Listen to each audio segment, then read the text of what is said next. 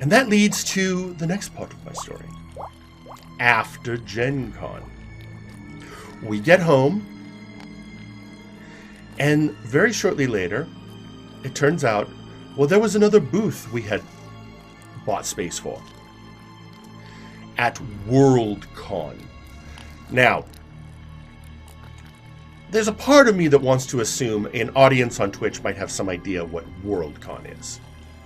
But just to be on the safe side, really quickly, WorldCon is the World Science Fiction Convention. You've heard of the Hugo Awards? They're the body that does the Hugo Awards. The Hugo Awards are held every year at WorldCon. It's one of those bid-on conventions. It's in a different city every year around the world. You bid on it 2 years ahead of time, and then if you win the bid, which is voted on by the body, you have 2 years to put on a convention. This WorldCon was in San Francisco, California. Very convenient for a company in the greater Seattle metropolitan area to get to. It's a simple airplane ride. So we needed to put together a crew to go to WorldCon. Now, I was a new employee, but they had seen my ability to shuck and jive and talk to the public. So I was one of the people. In fact, I was one of 3 actual Wizards of the Coast staffers sent to WorldCon. And it was subtitled ConFrancisco. And so we went. We also, a few other people went. Interestingly, one person who I kept swearing he was part of the company at the time, it turns out he didn't get hired till later. And then just some friends of people who worked for the company met us there. So the rule was that the cash box could only be handled by the actual Wizards employees. That was me and 2 other people. Beverly Marshall Sailing, the head of editorial, and David Howell, the head of production. So we go to ConFrancisco, WorldCon in San Diego. The guest of honor that year, by the way, was Larry Niven. I have an indelible memory because Larry was being carried around the entire weekend on a sedan chair. Also, we had a magic card called Neverell's Disc. That was, Neverell was Larry Niven spelled backwards. First time I met Larry was him coming up and talking about that card, which he found highly amusing.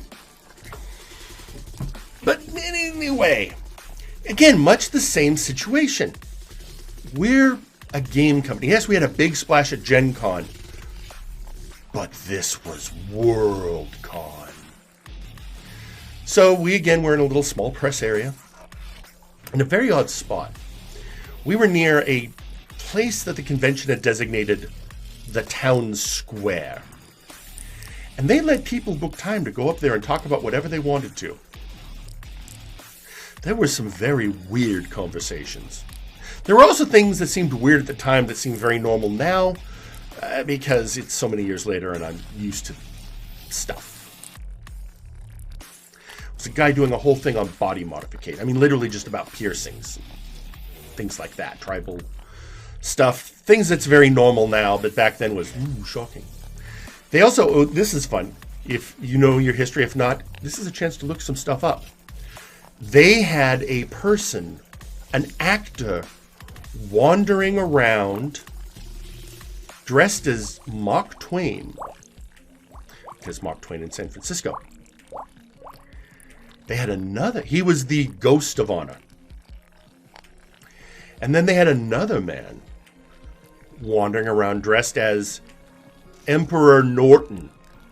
Who I knew who Emperor Norton was because I read Sandman.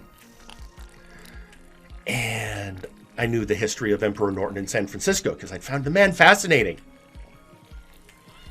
And he was the emperor of WorldCon. And was the person, anytime they needed to do announcements around, they had the Norton actor do the announcements. And we repeated the same basic battle plan that we had at Gen Con. Go to hospitality or open gaming, play magic, and then let the magic do its work The only rule was one of the 3 employees had to be at the booth at all times. We'd spell each other off.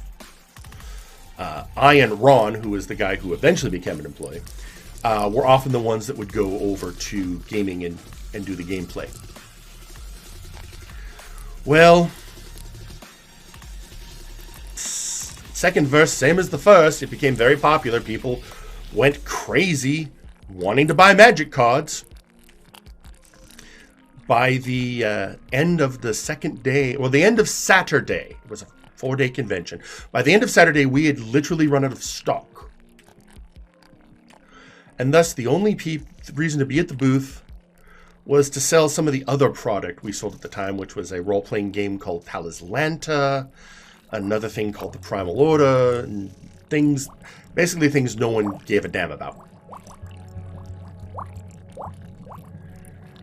And I was working the booth on Sunday when a representative of the convention approached me. And he was very, very cordial. It's like, okay, just so you understand, we're not asking you to do anything about this, but we just wanted to make you aware of a situation. Okay, what's the situation? Well, what had happened is that people had gotten so ravenous for magic cards that when they learned that we were out of cards, a bunch of them piled into their cars, went to game stores in the surrounding area, and if they had Magic the Gathering, they bought it all up. Okay, good, the stores made money. Fantastic! But then the store would be visited by the next group who had the same great idea, only for that group to discover that they had sold out of all their magic cards, that another group had beat them to it. And I want you all, okay, just let's sit and contemplate for a moment. Think about how rational the average gamer fan is. Think about how things happen on Twitter these days. Now, think about how calm and understanding the latter groups were when they were told that there was no magic to be had. So the game stores had called the conventions to complain about all the people coming into their stores being assholes because they'd run out of Magic the Gathering. And the convention's basic attitude was, what do you expect us to do? These are theoretically adults.